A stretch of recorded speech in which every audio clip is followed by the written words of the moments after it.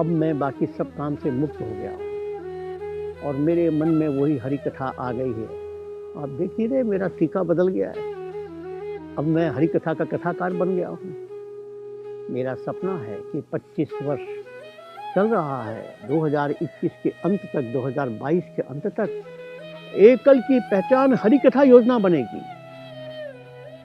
और 2025 तक देश की पहचान हरि कथा योजना बनेगी। जिस दिन 10,000 कथाकार होंगे, जिस दिन हम 1 करोड़ गोवंश को गांव-गांव के घर में पहुंचा चुके होंगे, इस देश की जीडीपी में लाखों करोड़ रुपए की वृद्धि होगी। इस देश में कोई गरीब नहीं होगा। ये गौ माता, ये हनुमान परिवार गौ व्यसन को समाप्त करेगा। सब प्रकार की बुराई दूर करने की ताकत गौ माता में हनुमान जी में है। हम वही तो जगा रहे हैं। और शबरी बस्ती के माध्यम से जब हमारे गांव शहर के लोग शबरी माँ के यहाँ चाय पीने जाएंगे, अरे राम जी ने एक बार उसकी बैर खाया तो राम जी को हनुमान मिल गए। आज नगरीय राम उसके घर में चाय पिएगा, ना जाने कितने हनुमान पैदा हो जाएंगे और इस देश का कल्याण हो जाएगा। बस 25 वर्ष, ऐसा लगता है कि जैसे 25 वर्ष की युवा के अंदर जोश होती है और परिवार के लोगों में जब 25 वर्ष का कोई बालक हो जाता है तो उसकी शादी की चिंता करते हैं। ऐसे हरि कथा भी अब 25 वर्ष बन रहे हैं। लोग इसका स्वागत करेंगे, सम्मान करेंगे, ऐसा मेरी कल्पना है। भगवान मेरी इस प्रार्थना को स्वीकार करें, यही मेरा एकमेव स्वप्न है। श्री हरि कथा योजना ने अपनी 25 वर्षों की अथक यात्रा में बहुआयामी सामाजिक, आर्थिक और व्यक्तिगत सफलताओं के नए-नए स्वर्णिम प्रतिमानों को स्थापित किया है। इस योजना के सुखद परिणाम आज गर्व से जय घोष कर रहे हैं कि इस अभिनव योजना ने परिवर्तन की एक नई परिभाषा लिखी है। जिन वनवासियों को कल तक देवालयों में प्रवेश करने की अनुमति तक नहीं थी, उन वनवासी परिवारों के युवक युवतियां आज व्यासपीठ पर बैठकर सभी को हरि कथा का अमृत पान करा रहे हैं।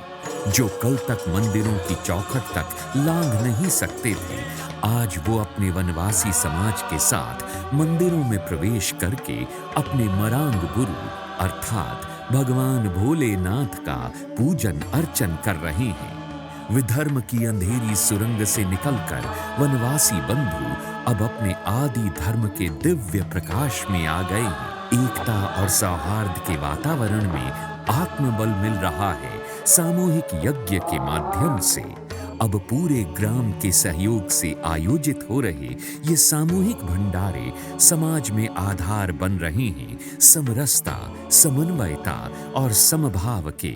सबसे बड़ी हमारे इस छत्तीसगढ़ में छुआछूत की परंपरा बहुत ज़्यादा है, तो हम गांव में जाकर इस कथा के माध्यम से छुआछूत को हम दूर हटाने का प्रयास करते हैं और कई गांव में हम जाकर छुआछूत को दूर हटाए हैं, समरसता लाए हैं इस कथा के माध्यम से। पहले छुआछूत मानते थे, आजकल छुआछूत नहीं मानते हैं। हम जाते हैं तो यहाँ की रसोई भी हम बना के खिलाते हैं। पहले वहाँ रसोई नहीं बनाने देते थे, रसोई में अंदर जाने ही नहीं देते थे। जब से हम लोग कथा चालू हुआ, वहाँ गाँव वालों को समझाए, तब से हम कहीं भी जाते हैं तो ऐसे छुआछूत नज़र नहीं आते हैं। बस हम जाते हैं, भोजन भी बनाते हैं, माताएं से साथ में भी शयन करते हैं गाँव में।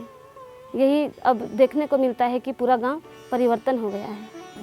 भारतीय धर्म व संस्कृति व्यक्ति ही नहीं अपितु समाज व राष्ट्र के जीवन का सिंचन कर उसे पल्लवित और पुष्पित करती है। भारतीय धर्म व संस्कृति की इसी विराटता को श्री हरि कथा योजना के कार्यकर्ताओं और कथाकारों ने आत्मसात कर लिया। फलस्वरूप उनमें देशभक्ति की प्रसुप्त भावना जाग उठी और उनकी जीवन ऊर्जा तत्पर हो गई राष्ट्र की सेवा के लिए। उनका तन मन आपूरित हो उठा इस भावना से कि देश मेरा, मैं देश का। वनवासी युवक युवतियों के व्यक्तिगत उत्कर्ष में भी एकल की श्री हरि कथा योजना ने अहम योगदान दिया है। कभी समीप के नगर तक जाने का आत्मविश्वास न रखने वाले वनवासी युवक युवतियां आज अमेरिका की भूमि पर जाकर भारतीय धर्म संस्कृति का गुणगान कर रहे हैं। धर्म को लोग ठीक से समझें और मेरा देश विश्व गुरु बने और हमारा देश की धर्म संस्कृति वो पूरे विश्व में फैले और यहाँ की संस्कृति के विश्व को लोग भी माने और इस संस्कृति के अनुसार सभी लोग चलें, क्योंकि हमारा जो संस्कृति है सर्वे भवन्तु सुखिनः वसुदेव कुटुम्बकम की भावना वाली संस्कृति है। इस योजना ने नारी सशक्तिकरण का भी एक बेजोड़ उदाहरण प्रस्तुत किया है। वनवासी व ग्रामीण युवतियों को कथाकार के रूप में प्रतिष्ठित कर उनमें अद्भुत आत्मविश्वास का संचार किया है। एक जागृत नारी ही एक जागृत और सभ्य समाज का निर्माण करती है। भारत के कुछ नगरों की जेलों में भी इन कथाकारों के कार्यक्रम आयोजित हुए, जिनसे प्रभावित होकर अनेक बंदियों ने अपने जीवन में सत्संग को अपनाया। कोई कारण से मतलब वो धेमाजी जेल में रहा हम, जिस दिन से मैं भागवत पाठ सुना इतना हमको अच्छा लगा है कि इतना अच्छा लगा है हमारा जीवन सुधार हो गया ये पाठ सुन के। और इनका भागवत पाठ सुन के मैं धन्यवाद देना चाह रहा हूँ कि अकल विद्यालय अभियान को। नॉर्थ ईस्ट के अंदर में तो हर जेल में कथा हो रही है, 3 दिवसीय 5 दिवसीय 7 दिवसीय कथाएं हो रही है और ये केवल हमारे कथाकार भाई ही कर रहे हैं। बहुत बड़ा काम हो रहा है, बिल्कुल सामाजिक समरसता का, सामाजिक परिवर्तन का काम है और ईश्वर करे ये इसी तरह से उनकी कृपा, ईश्वर की कृपा बनी रहे और ये काम आगे आगे बढ़ता रहे। वनवासी समाज के आर्थिक पक्ष को सुदृढ़ बनाने के लिए इस योजना में उनकी हस्तकला और शिल्पकला को प्रोत्साहन दिया गया। कार्यकर्ताओं के सहयोग से उनकी कला को राष्ट्रीय स्तर पर अलग ही पहचान मिली है।